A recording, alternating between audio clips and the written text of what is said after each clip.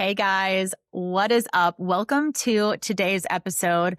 I am honestly super fucking excited for today's episode because I had an epiphany this morning and I went ahead and created an entire 4-week, at least, series called the Gym Confidence Series. And we are going to unfuck the confusion around workouts, nutrition, and what it actually takes to see results because I know how overwhelming this whole fitness journey, this whole fitness thing can feel. I talk about it all the time, where to start, what to do, everything. And I know how overwhelming it is. That, along with a comment that I received on Spotify requesting that I do an episode on the definitions of like body recomp and progressive overload. And for those of us just starting out, something like that is what the comment said. And I really appreciated that comment because it really got my wheels turning. Because when we're talking about definitions of body recomp and progressive overload, which is what was suggested, I thought, well, then I need to get into definitions of so many other things, right? When we're talking about workouts and we're talking about progressive overload and we're talking about reps and sets and time under tension and all of those things, if you don't know what they mean, it's really overwhelming. And the gym is overwhelming. And right, like all these terms can be really overwhelming. And so I just want to create this confidence in you. So therefore, the Gym Confidence series was born. Thank you to whomever requested this topic of definitions to help you guys out if you're just starting out in your journey. Thank you to everyone who comments on Spotify. I absolutely love it. I read them. Sometimes you'll get a heart and comment from the Unfuck Your Fitness podcast. Sometimes you'll get a heart and comment from myself, depending on where I'm logged into Spotify. But I truly do appreciate it.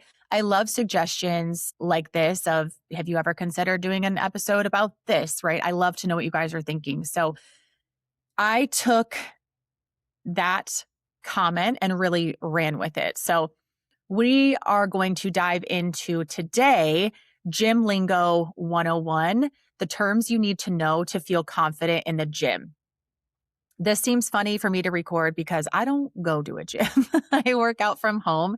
We have a bunch of gym equipment in my garage and we have forever. The closest gym to me is 25 minutes. And when I started this journey myself, I was a new mom. I had a 2.5-year-old and a 6-month-old, and I worked full time at a salon, and I wasn't going to the gym. That was not going to work for me. So we started out with dumbbells, and then we got some bands, and then we just did home workouts. And so we just accumulated things, gym equipment, little by little on Facebook Marketplace, and then we'd upgrade. And so we have all this stuff at home, but I know a lot of you also have equipment at home, and a lot of you go to the gym. And it's so interesting because sometimes I hear from ladies that are like, I'll go to the gym, no problem. I'll go today. I'll get a membership. It's not intimidating. I'll figure it out. I'll walk in there. If I have your app, I have the videos and their demo videos, and it really is helpful. And then I also have other ladies who are scared to death to go to the gym, and they're just going to get some dumbbells and some bands to start at home until they feel more empowered and more confident in the gym.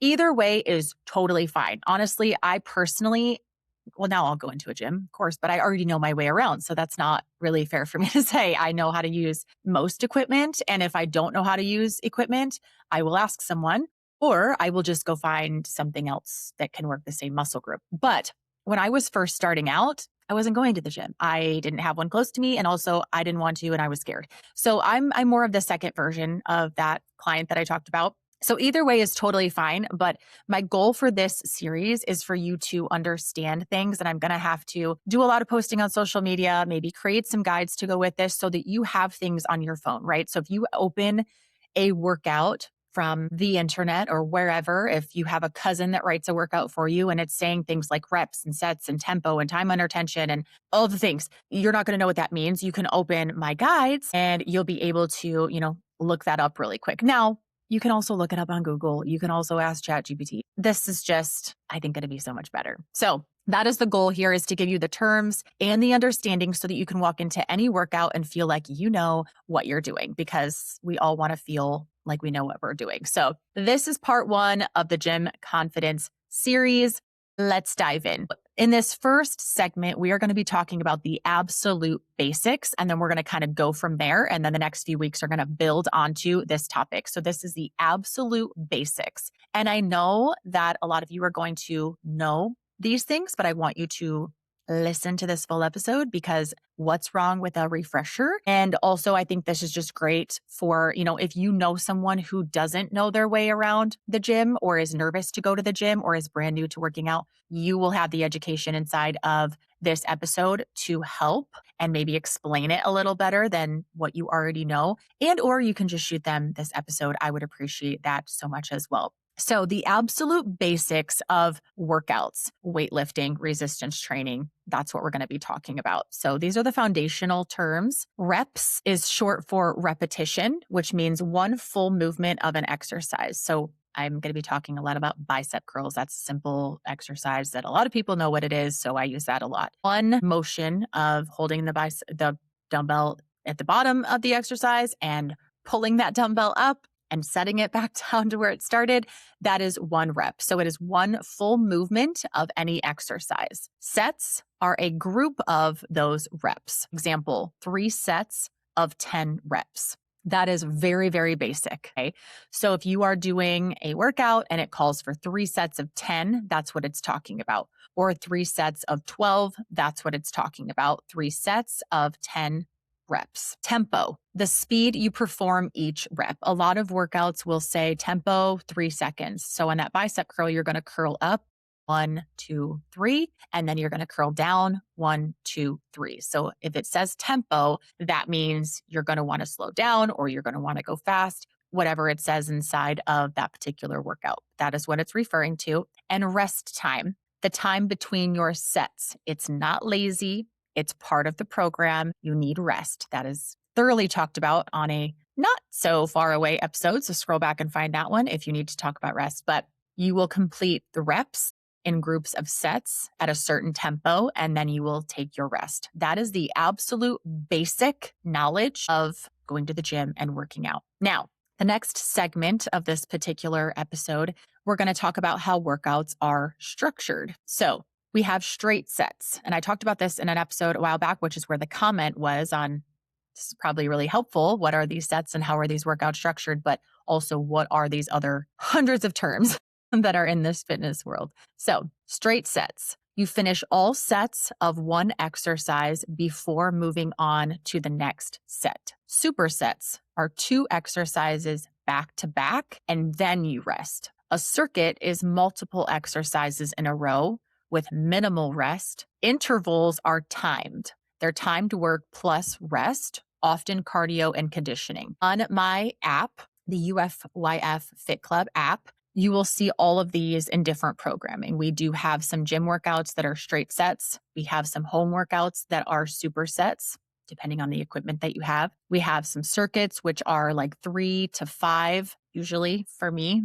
The ones that I program are 3 to 5 exercises with minimal rest in between. That would be a circuit. And then I also have the timed version on my app where you push start and it walks you through the exercise. We have sprint intervals as well, where you can sprint for 30 seconds and then it will tell you to stop and rest for 20 seconds and continue. None of these are better than another. They're just tools depending on where you're at in your journey and what goal you have. Segment number 3, we're going to talk about intensity and effort. This is where a lot of people get confused, and this is where different things come into play. So I feel like what we've already talked about, reps, sets, tempo, and rest time, along with straight sets, supersets, circuits, and intervals, those are very basic. And so now we're getting a little more complicated and adding on to it. So R, that stands for the rate of perceived exertion. This is how hard something feels on a scale of 1 to 10.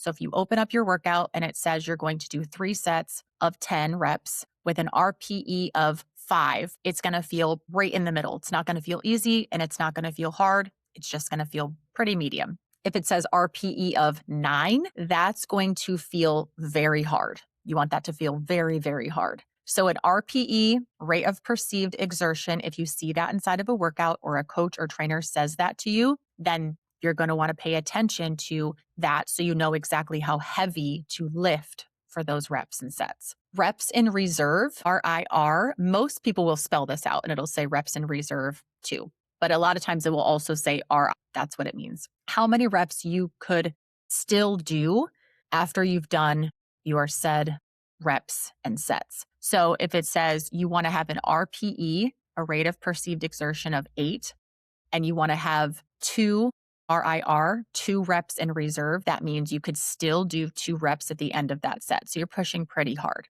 That's what that means. And then the next definition we want to talk about in terms of intensity and effort is failure. If you're going to failure, take that set to failure, is a lot of times what people will say.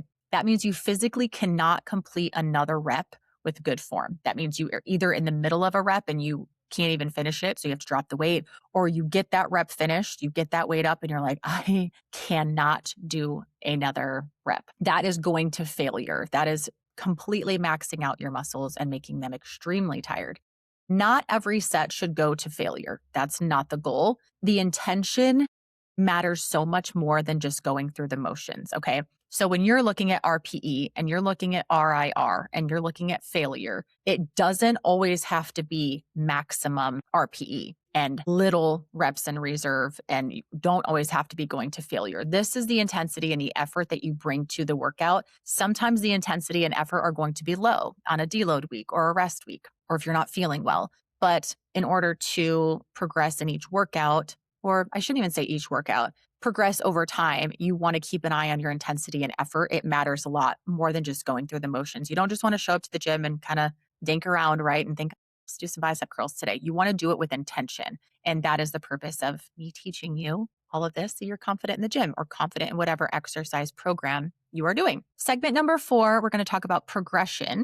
And this is how you actually see results. And this builds on what we talked about in segment 3. So progressive overload is increasing the weight, the reps, or the intensity over time. Progressive overload does not mean that you have to increase your weight every single time, every single day you go to the gym or every single week. It doesn't mean you have to increase the reps. It doesn't mean you have to increase the intensity every single time. Notice I said over time. You want to be lifting more, okay? That's why cardiovascular workouts are hard. That's why these programs that you will see online, or if they're not guided specifically and saying, okay, this week we're going to lift a little bit more. This week we're going to do a few more reps. Then you're just showing up and doing 3 sets of 10, 3 sets of 10, 3 sets of 10 with the same weight. This is not challenging your muscles. If you're 2 years into using the same weight, your muscles are not being challenged enough. But that's what progressive overload is. There's a lot of details that can go into progressive overload, but we're just talking about the basics today. But when people are talking about you have to use progressive overload, make sure you progressively overload in this workout. That means either push another rep, lift up a heavier weight, or increase your intensity, increase or decrease your rest time so that you're a little more fatigued and you have to work harder. That's what that means. Volume. Volume is the total work that you are lifting. So sets times reps times weight is the total volume that you've lifted during that workout. So when some coaches or some programs will have you add your volume to make sure you are lifting enough weight. And then deload is a planned, easier week that is built for recovery. So those are progression. You need progressive overload over time. You need to increase your volume. So either the sets or increase the reps or increase the weight, because when you multiply that out and you get your volume, you need to be pushing more weight over time. And then you also need to plan a deload week so that you can rest, because your muscles can only get stronger if you give them the rest and recovery that they need.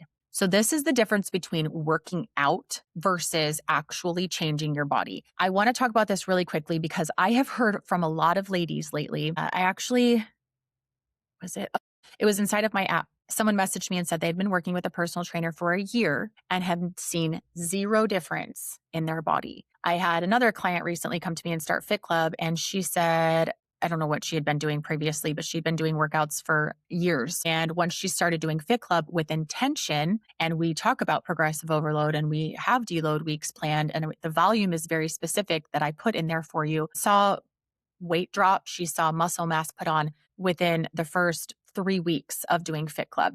I've heard a lot of ladies say to me, or just heard ladies say, I work out, but I don't look like I work out. I just started a 12-week challenge recently with so many women. And inside there, a lot of the ladies were talking about their why for joining the challenge. And a lot of them were saying, I want to finally look like I work out. I do work out.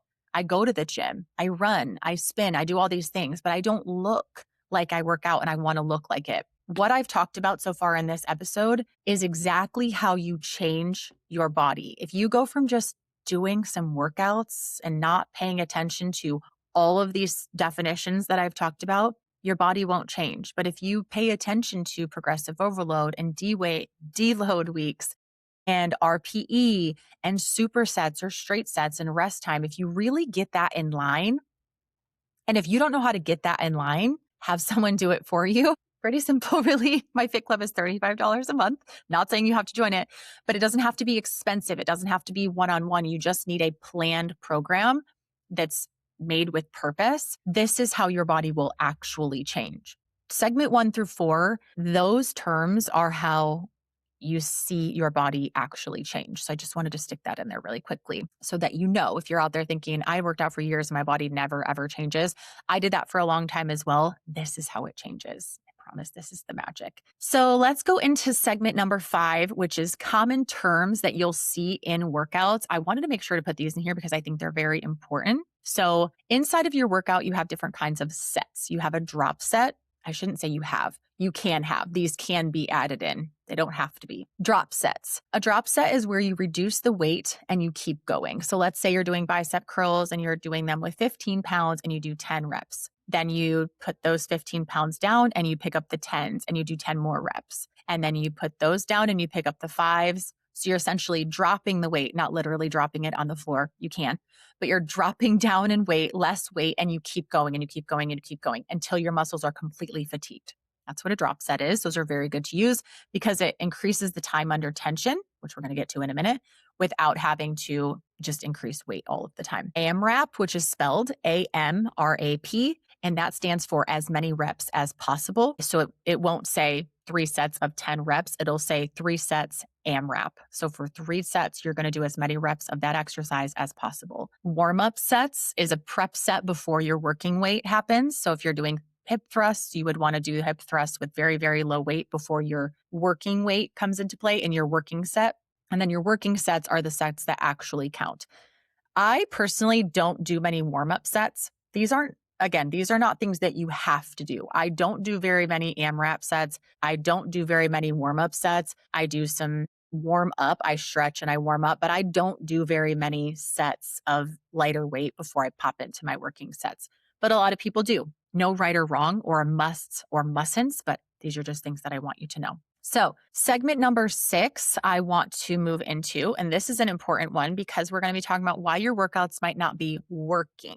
Again, why you've been working out, but maybe you're not looking like you work out or you're not able to progress. The execution of your workout does matter. So the exercises matter 100%. But what matters even more, I think, than the exercises that are planned and the structure of the workout is how you perform each exercise. So this is the part that most people miss. You can have the perfect workout. You can be doing the exact workout that your favorite fitness trainer is doing online, and she shows you her workouts, right?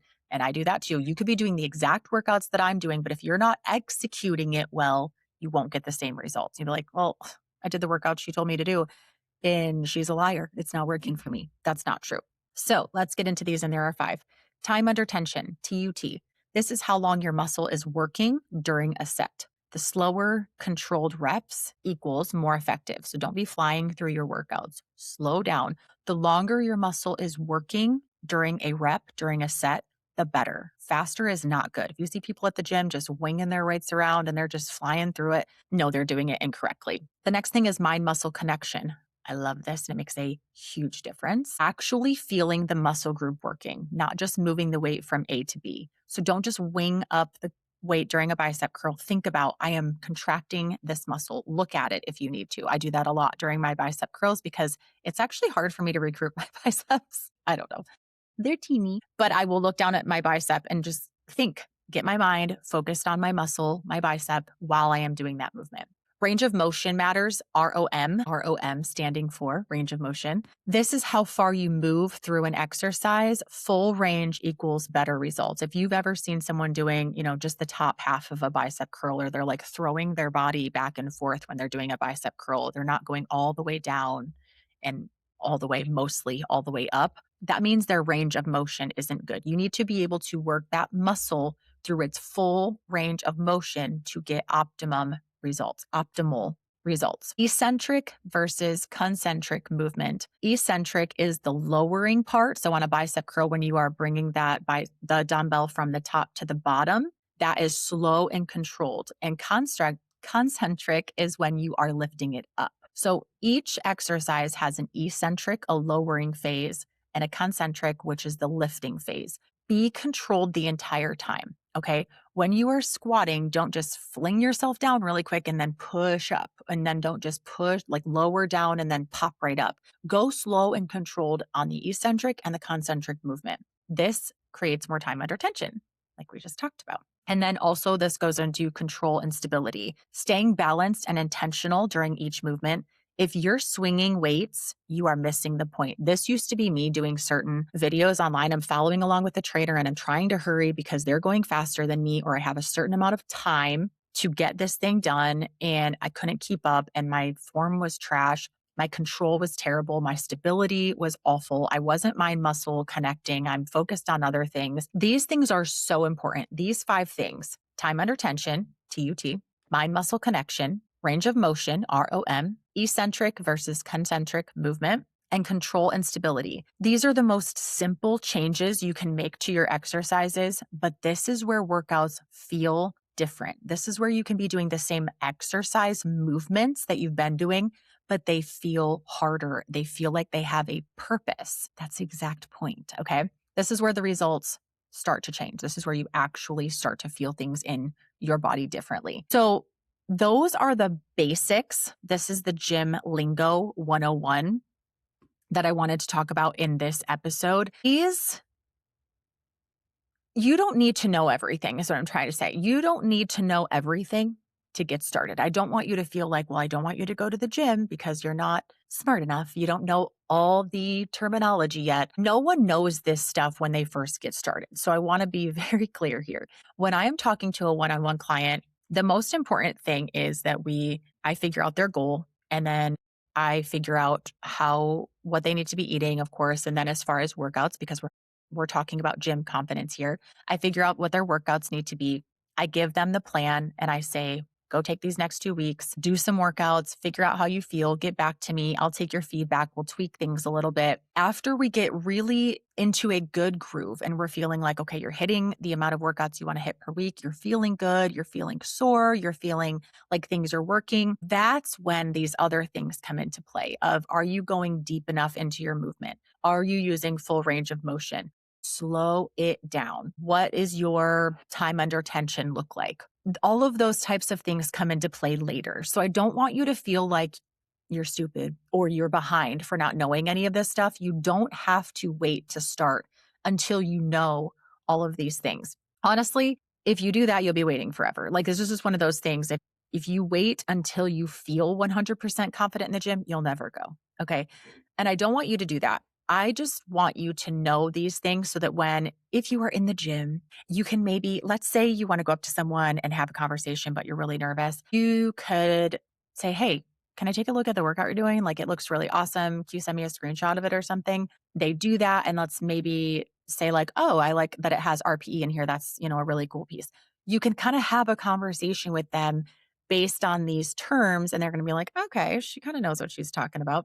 I think that's really important. Another thing that I want to say is, and I was talking to someone about this recently, but if the one thing about going to the gym is, and this is totally irrelevant to what we were talking about as far as definitions and terminology, but I want you to know that everybody in the gym started out brand new.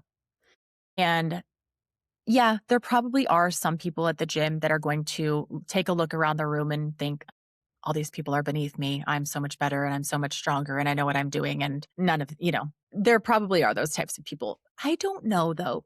Like, I want to say yes, but there probably are. But I almost think that who cares? First of all, who the fuck cares? I don't care. Look at me and think I don't know what I'm doing. Half the time, I don't know if I know what I'm doing or what I look like when I'm doing it. But that doesn't matter. What matters is that most of the people going to the gym are going to look at you and think, another person that goes to the gym. awesome. Walk in there with your head held high, whether you know what you're doing or not, whether you're confident or not. But if you have some screenshots of these types of things and you have a program in front of you on your phone and you have your AirPods in, no one's going to say anything. If you want help, you can ask for it. But having this knowledge will help you to be able to feel more confident. Even if you never talk about time under tension or RPE to anyone, right? Even if you never go up to someone and say, like, hey, how many reps and sets do you have left on this machine? Okay, that would be cool, right? You're going to sound like you know what you're talking about. Hey, how much volume should I be lifting in this workout? You can ask your trainer. That way they're going to understand, like, okay, she wants to know how much volume. She's kind of understanding this, kind of making some progress here, right? It means that you're focused on the right things and the right people at the gym are going to notice that. The smart people at the gym, the experienced people at the gym are going to look at you and say, she's got great time under tension. I noticed she upped her weights from the first set to the second set to the third set. She lifted a little bit heavier, or she's doing some drop sets, right? People are going to realize, and no one, again, people are probably not giving a shit what you're doing. I will occasionally, they'll look around and be like, she's lifting pretty heavy, or she's doing a drop set. Literally what I just said. I occasionally will look around the gym and notice what people are doing. I'm not judging people, but I do like to see I kind of like to play this game of, are they working in like the 12 to 15 rep range, which meaning like maybe they're obviously like training for hypertrophy and maybe they're doing a CrossFit competition. Maybe they are training for a half marathon. And so this is the weightlifting that they're doing along with the, training. Or if I'm looking at someone that's doing 4 to 6 sets, I know, oh my gosh, they're really trying to gain some muscle. That girl is not fucking around. She's got some glutes. She's got some heavy weight. She's progressively overloading. She's trying really hard. I can tell by the look on her face. She's controlling the eccentric movement. That's impressive because most people just fly in through it, right?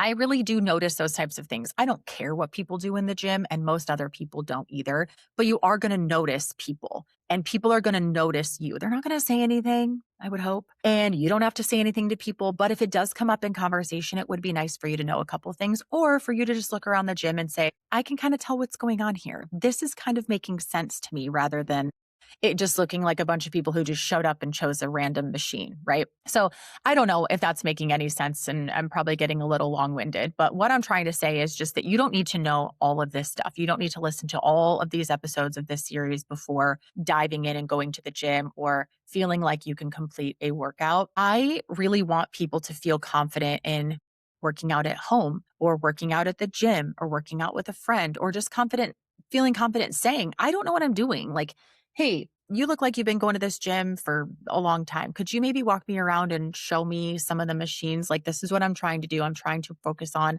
time under tension. I'm trying to grow some muscle.